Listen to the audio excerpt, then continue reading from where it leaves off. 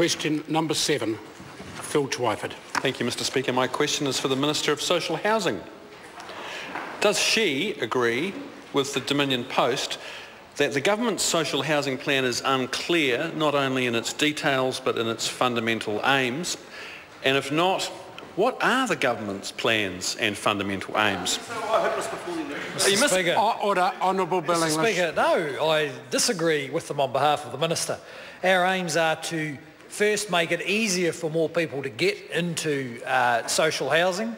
Secondly, to provide a better pipeline that enables them to move on from social housing when they cease to need it.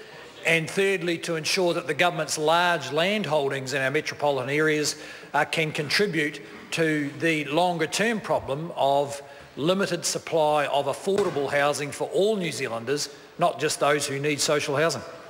Supplementary question, Phil Twyford. Who is correct on how many they will sell?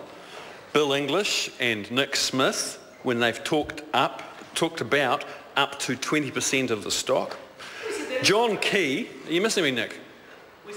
I'll get back to you. John Key.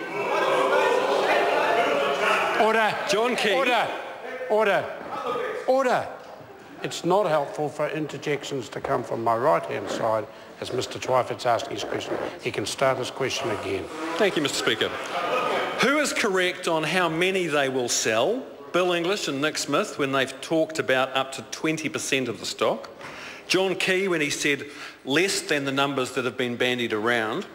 Herself when she said it could be thousands.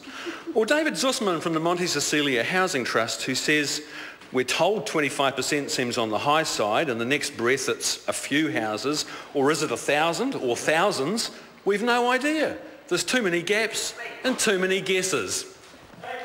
Well, Mr Speaker, the member will just have to wait and see.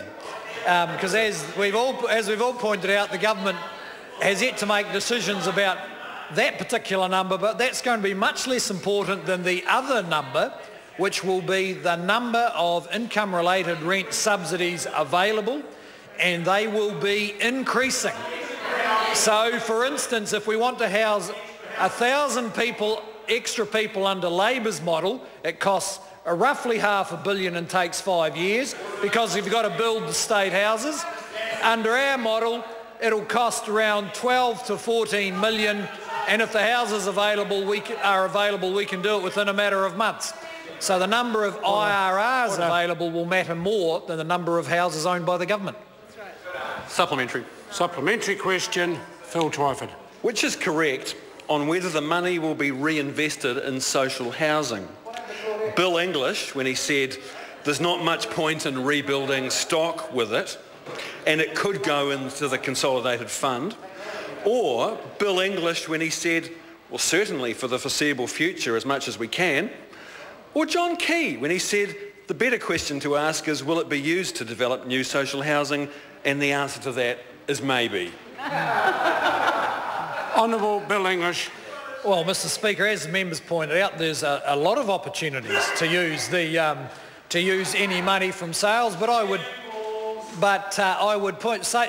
say to the member that the most important piece of money is going to be what's available to provide for more people in serious housing need. And I know the Labor is having trouble understanding this, but that will no longer be dictated by the number of state houses owned by the government. We will be able to determine independently of the number of state houses owned by the government how many people we are willing to assist. And of course any money that we can apply from the sale of state houses to housing affordability and social housing improvement, we will do so. Supplementary question, Phil Twyford. Does she agree with the Prime Minister that the government's social housing reforms won't amount to subsidising private landlords because, quote, the only people who can get income-related rents are community housing providers or Housing New Zealand, unquote? And if so, why has the Social Housing Unit left the criteria open to for-profit community housing providers and for community housing providers to utilise private landlords rather than owning their own social houses. Well, Housing New Zealand does it now. Honourable Mr. Bill Speaker, English. yes, as the former Minister for Housing, or the Minister for Housing and Construction said, Housing Corp does that now.